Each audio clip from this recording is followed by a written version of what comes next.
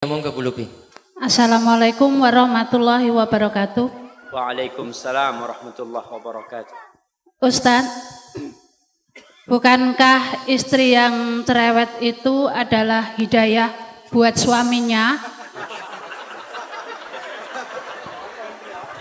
Bukankah suaminya tinggal nurut saja karena apa yang dikatakan istri itu adalah biasanya benar-benar kejujuran. Karena istri tahu persis kelemahan atau kekurangan dari suami. Jadi ketika dicereweti tinggal memperbaiki diri. Masya Allah.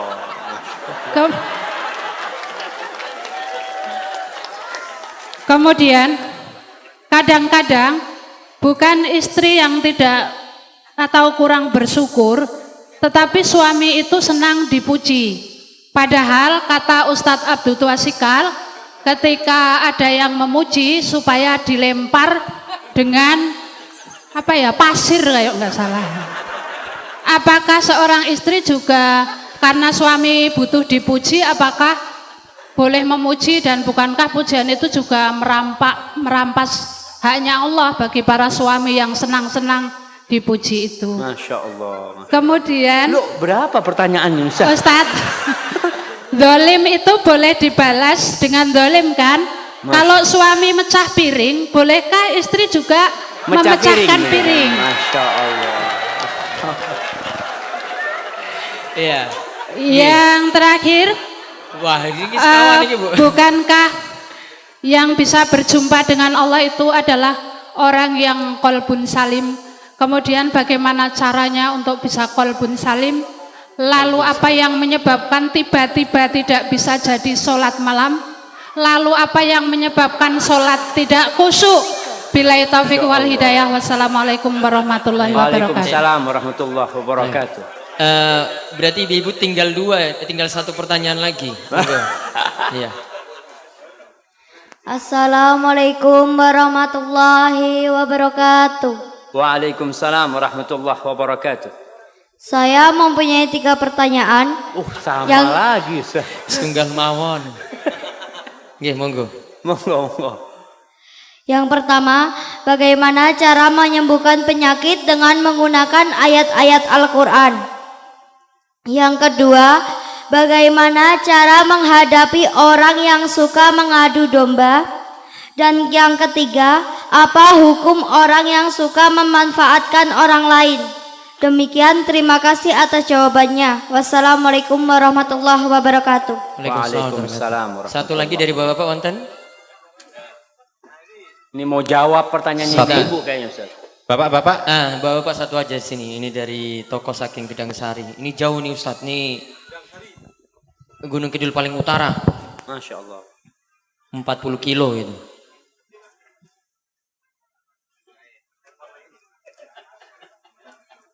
Oke, setunggal mawon Pak. Diringkes. Ustaz. Nggih. Assalamualaikum warahmatullahi wabarakatuh. Waalaikumsalam warahmatullahi wabarakatuh. Yang saya tanyakan sesuai dengan realita Ustaz. Rumah tangga itu biasanya yang mencuci, yang memasak itu perempuan. Tetapi di rumah tangga saya dan dekat saya itu kok malah terbalik. Bukannya saya mencari menang, saya maafnya sudah 1000 maaf. Kemudian yang masak juga saya, yang nyuci juga saya. Istri cuma kebagian nyeteli katok. Itu aja kok belum bisa sakinah mawadah warahmah. Bagaimana Ustadz cara yang harus saya tempuh? Assalamualaikum warahmatullahi wabarakatuh. Baik, sampun nggih. Sampun. Yang pertama tadi Ustadz tentang bukankah istri cerewet itu malah manfaat gitu. Masya Allah. Itu gimana Ustadz? Iya. Iya, pertanyaan yang sangat indah sekali ya, karena memang salah satu yang menyebabkan kesalahan itu berulang kali terjadi karena kita beranggapan itu tidak salah. Kita menganggap itu benar. Sehingga istri tatkala dia cerewet, dia menganggapan dia ini sedang memperbaiki suaminya. Ingat, di rumah itu ada pemimpin. Siapa pemimpinnya? Suami. Allah mengangkat suami sebagai pemimpin. Ar-rijalu qawwamuna 'alan nisa bima faddalallahu ba'dahum 'ala ba'din wa bima anfaqu min amwalihim. Fasalihat qanitat hafizatun lil ghaibi bima hafizallah. Kata Allah, sesungguhnya atau lelaki-lelaki itu adalah pemimpin bagi kaum wanita. Kenapa? Karena Allah telah memberikan kemuliaan kepada lelaki-laki. Allah memberikan kemampuan untuk menjadi pemimpin kepada lelaki lebih daripada wanita. Yang kedua nih bapak-bapak, ingat nih. Lelaki menjadi pemimpin yang pertama karena bawaan lahir yang Allah berikan kepada dia. Anugerah ilahi. Yang kedua dikarenakan suami memberikan nafkah kepada istrinya. Maka sang suami mendapatkan kedudukan lebih tinggi kepada istrinya, memberikan nafkah kepada istrinya. Kalau sang suami tidak memberikan nafkah kepada istrinya, biasanya rumah tangga mulai pincang kepemimpinan suami. Karena suami tidak memberikan nafkah. Dia jadi pemimpin karena memiliki kewajiban memberikan nafkah. Berkaitan dengan pertanyaan ibu tadi, bukankah cerewetnya wanita itu hidayah bukan suami? Buat suami, ya Allah ibu-ibu, suami itu paling sumpek kepada wanita yang cerewet. Nah, betul bapak-bapak? Semangat bapak-bapak. Bagaimana cara memperbaiki suami? Ada caranya. Tidak harus dengan cerewet. Yang pertama, suami itu sebagai pemimpin tidak suka digurui. Ya namanya pemimpin. Mau pemimpin itu diprotes sama anak buahnya? Sulit. Tapi ada cara memperbaiki pemimpin. Karena ingat, itu pemimpin bapak dari anak ibu. Maka seorang wanita harus menampakkan penghormatan kepada suaminya, kepada pemimpin. Kalau ada yang ingin dia omongkan, ngobrol sama suaminya. Mas, kalau ada waktu aku ingin ngomong sesuatu, mas. Ngomong sama suaminya di waktu yang tenang. Begini mas, mungkin aku yang salah mas ya. Aku ini cinta banget sama engkau mas. Baru ngomong. Kalau cerewet, mas, sini. Duduk sini.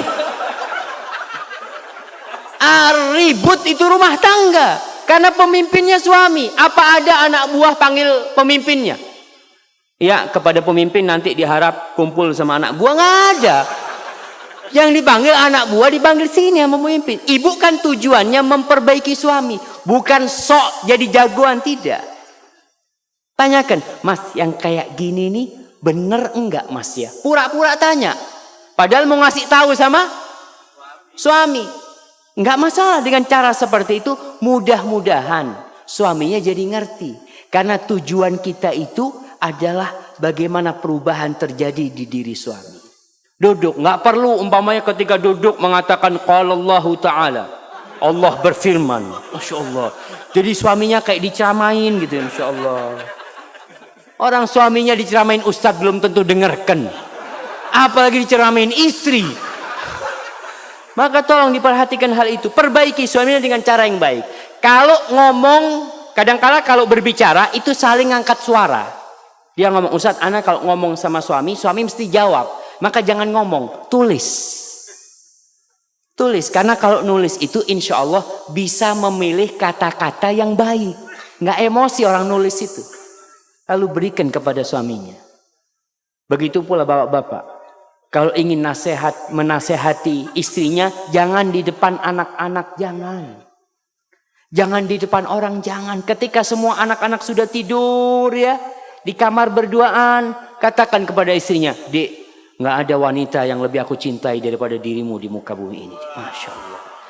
Itu istri dapat kayak gitu, Masya Allah. Baru kasih nasihat. Tapi kalau ngasih nasihat, Dek, aku benci sama engkau. Allahu Akbar. Yang kedua tadi langsung terjadi piring yang saling pecah. Baik Ustaz. Mungkin seperti itu. Kalau ingin memperbaiki suaminya, karena wanita ini yang solehah adalah yang tunduk dan taat kepada suaminya. Taat sama suaminya. Hadza wallahu a'lam bishawab. Dan wanita yang taat itu insyaallah akan menjadi penghuni surga Allah Subhanahu wa taala. Baik. Yang kedua, ini pertanyaan nggak perlu dijawab semua Ustaz, waktu antum terbatas. Gimana kalau zolim tadi dibalas zolim? Masya Piring Allah. pecah dibalas piring pecah. Masya Allah. Makanya mungkin harus ganti piring jamaah. Orang kalau suka dolim-doliman kan lempar-lemparan piring. Kalau cuma punya satu lusin di rumah nggak cukup dolim-doliman itu jamaah. Bukan jamaah. Allah subhanahu wa ta'ala menjelaskan kepada kita bagaimana menghadapi orang yang dolim. Bagaimana menghadapi syaitan dan bagaimana menghadapi manusia. Kalau menghadapi syaitan tidak ada cara kecuali a'udzubillahi minasyaitonir rajim. Tapi kalau menghadapi manusia yang berbuat jahat, yang berbuat zalim, Allah katakan idfa billati hiya ahsan. Fa idzal ladzi bainaka wa bainahu adawatun ka'annahu waliyyun hamim. Kata Allah, balaslah orang yang berbuat buruk kepada kalian dengan yang lebih baik, jamaah. Subhanallah. Kita disuruh membalas yang lebih baik. Karena apa? Ini suami kita, suami ibu-ibu nih. Ini istri kita. Kita ingin memperbaiki, bukan ingin zalim-zaliman. Dan orang yang berbuat kezaliman, ingat, Allah mengatakan, ya ibadi inni haramtu zulma ala nafsi wa ja'altuhu bainakum muharraman fala tadzalamu. Wahai hamba-hambaku, aku mengharamkan kezaliman atas diriku. Dan aku menjadikan perbuatan zalim itu haram untuk dilakukan oleh kalian. Maka kalian jangan saling menzalimi. Jadi kalau ada orang berbuat jahat, manusia ini alhamdulillah, basicnya dia itu dasarnya baik. Kalau dia memecahkan piring ya, kita mengatakan, iya mas, astagfirullah, aku mohon maaf, aku mohon ampun kepada Allah. Selesai masalahnya. Tapi kalau piring dibalas dengan piring, apa yang terjadi? Masya Allah. Maka tolong diperhatikan, jangan saling berbuat zalim, tapi saling memaafkan. Kalau sang suami menzalimi istri, memukul istrinya, atau melemparkan sesuatu yang melukai istrinya, ingat, Allah itu tidak pernah tidur. Dan Allah mencatat hal itu. Serahkan kepada Allah Jalla Jalal. Hadza wallahu a'lam bissawab. Naam. Yang terakhir Ustaz, ini karena terbatasnya waktu. Yang tadi pertanyaan tentang rumah tangga, malah suami yang nyuci, yang masak, istri cuma dapat nyetrika saja. Nyetrika. Dan dia merasa rumah tangga ya tidak sebaik kalau dijalani seperti itu. Bagaimana Ustaz? Subhanallah. Kenapa kok bapak yang masak? Ana takut bapak ini memang koki gitu. Istri nggak ada waktu, istri kerja. Itu permasalahannya berarti. Kurang. Enggak, jadi perlu diketahui tadi. Seorang suami jadi pemimpin karena suami memberikan nafkah kepada istri. Tapi kalau istri yang bekerja, itu mulai permasalahan. Karena tugasnya istri akan pindah kepada suami. Maka perlu dirubah. Tetap istri tugasnya lebih banyak di rumah. Ngurusin anak-anak, aku yang akan mencukupi.